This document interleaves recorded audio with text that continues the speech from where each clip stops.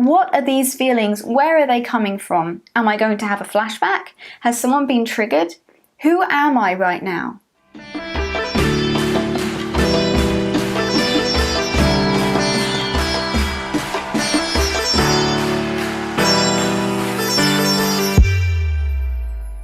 Hello everybody, this is Chloe from DissociaDID. This is a channel that is dedicated to eradicating the stigma and inaccurate information that surrounds the disorder DID, which is also known as Dissociative Identity Disorder, or formerly called Multiple Personality Disorder. A lot of people seem to be quite confused about how we can hear each other, how communication works between alters, because DID involves amnesia, which is memory loss between the parts and alters that front. How come sometimes when we switch, an alter who has just come forward, come to front, so is now controlling the body, seems to know what was going on before they switched out? How can this happen when there should be complete amnesia? When it comes to having dissociative identity disorder and having different alters controlling the body at any given time, there are multiple ways that this can happen. Most often, and the most understood way of fronting, let's say there's only 2 alters in a system to make this easier, or 2 alters that we're talking about. This is one alter, this is another. They both feel completely separate. They have their own memory banks. When one of them's fronting,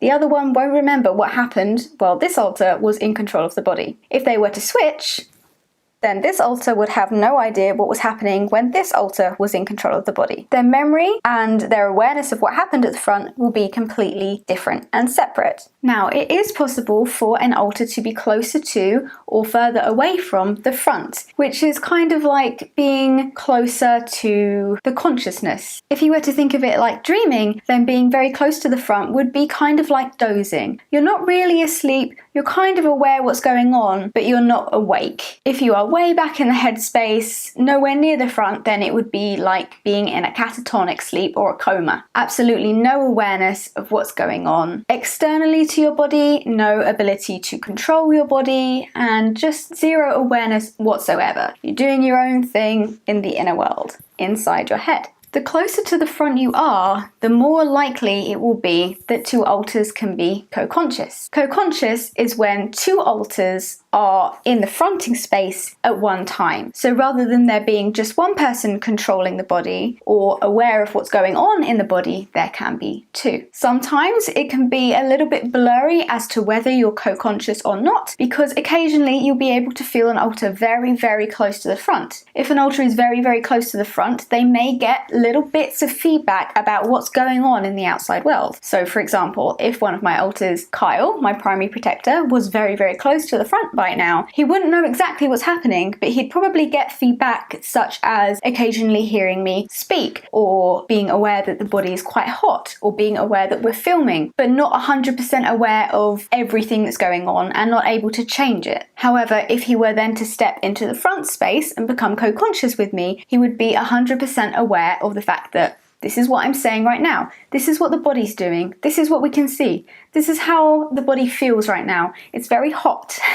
And he would be aware of all of that. So if 2 or more alters are co-conscious, that means that they are still separate alters. They are not the same person, but they are both aware of what's going in the body. They both may be able to control the body. They are both present and differentiated, but they have cooperative control. It would be kind of like sharing a driving seat in a car if the driver's seat were to be how to control the body. If you follow other systems on social media, or you follow us on, for example, Instagram, which we're very active on, then you may have heard systems like us referring to being blurry or blended. If a system says that they're feeling blurry or blended or don't know who they are, let's imagine that the body or the brain is a car. Inside a car, in order to change gear, there are multiple cogs that connect together. If you're going to change gear, I'm pretty sure what happens, because we don't actually drive right now, the gears that are already turning need to connect to a new gear. And in order for the car to work properly, all those gears need to be working and connecting and rotating simultaneously. If you were to imagine all these different gears as different alters and parts of the mind, sometimes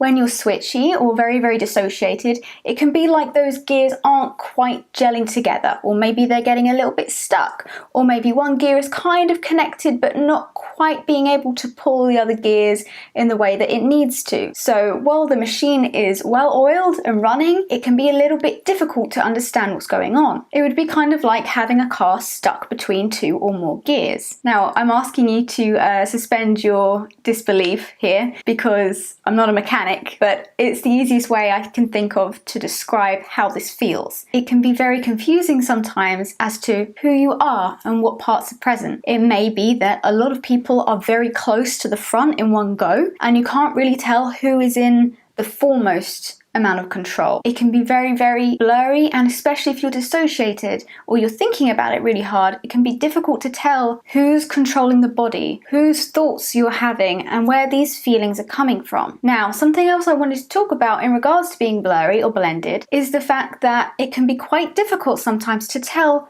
who's feeling what and whose thoughts are whose. And this definitely adds to the confusion of being blended. Now, when you're experiencing someone else's thoughts, feelings, or emotions, I like to call this bleeding. It's as if one alter's thoughts or feelings are bleeding out of them and into you. Sometimes you can tell that, oh, Sally's really upset and I'm feeling her sadness, but I know that it's not my sadness. You can tell where it's coming from. But not always. Sometimes you'll be overwhelmed with a feeling and it will feel alien to you. And sometimes you can be like, the body's crying. Why is the body crying? I'm not upset. But you'll have tears coming out of your eyes. And that will be because you're experiencing some emotions, or the body is experiencing some emotions that you're dissociated from, because they're not your emotions, they're the emotions of another alter. The brain is still processing the way this alter is feeling, and it's coming to on the body. But you, yourself, have no memory of that. You don't share the same memory, opinions, or emotions as this other alter, so you don't experience those feelings as your own. However, the body can still process it, especially if that alter is close to the front. So I call this bleeding. If you were to imagine that the amnesic walls put up between alters are a piece of kitchen roll, there can be different levels to how sturdy these walls are. Some might be steel, some alters have no awareness of each other at all, can't communicate whatsoever, and others, the walls between them will be more like a semi-permeable membrane, let's say a piece of kitchen roll. If one alter is very sad or feeling very saturated with a lot of strong emotions, it would be like pouring water into this alter. Let's say the brain is a jug or a pot, and in the middle of this jug there is a semi-permeable membrane like a piece of tissue paper or kitchen roll, and inside this jug on one side of the kitchen roll is one alter's memory and awareness and feelings and personality, and on the other side is, let's say mine, another alter, the host. If one of the alters gets overwhelmed by a lot of very strong emotions, let's say for example sadness, it would be like filling that area of the jug with water. As that semi-permeable membrane gets saturated with such strong emotions, such strong feelings and thoughts, it can start to bleed through, just as water would eventually start to saturate or leak through a piece of kitchen roll. I think in America they're called paper towels, but in England they're called kitchen roll, so that's what I'm referring to when I say that. Another way to look at it would be like if you were drawing in felt tip marker, felt tip pen, the ink bleeds through the paper onto the other side, or the piece of paper that's laying below it. So some people refer to this as leaking. Someone's leaking emotions or leaking thoughts, and you're getting some of that, and some people call it bleeding. I don't think that this is a scientific term. It's more of a colloquialism that's used within the community, but if you were wondering what that means, that is another reason that it can be very difficult occasionally to tell who's fronting. Is somebody really close to the front and just trying to pretend that they're not? Am I supposed to be aware of this? Am I that sad and just really dissociated from it? Am I dissociating to protect myself from this sadness? Or is this someone else's sadness? What are these feelings? Where are they coming from? Am I going to have a flashback? Has someone been triggered? Who am I right now? It can be very difficult, especially if the dissociation is high, to figure out who you are.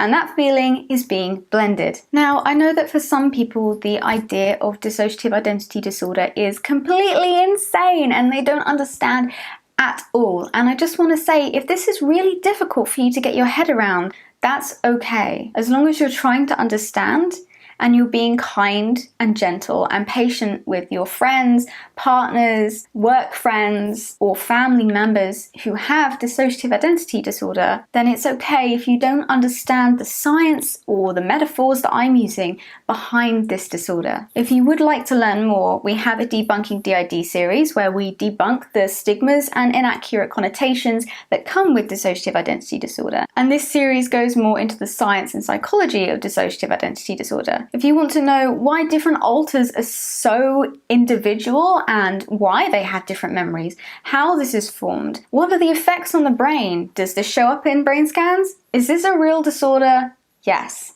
It is. And every single episode in our Debunking DID series has multiple links to registered, peer-reviewed, and approved recent studies, medical journals, and any kind of scientific information and proofs that you'll need, so you can also go off and do your own research. Whatever we've said will also be linked in the description box below to the specific study that we've taken this information from, so you know that everything we're telling you is backed up by science and coming from a valid and reputable source. If you feel like you understand the science of DID or aren't as interested in the psychology and are more interested in how you can help people or what it's like to live your daily life with DID, or maybe you've just found out that somebody close to you has this disorder, then we have playlists regarding giving advice, how to deal with it yourself, how to help other people, what it's like to live with DID, how dating works when you have multiple personalities living inside your body. I hope that you will stay on the channel and learn some more, because it really does make a difference if just one person is trying a little bit harder to be more aware of what other people cope with in the world. This disorder isn't as rare as a lot of people think it is. It affects roughly 2% of the population, which adds up to a very big number. It's more common than schizophrenia,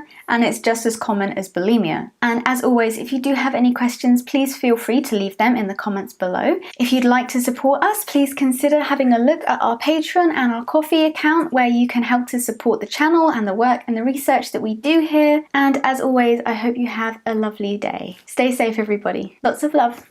Bye.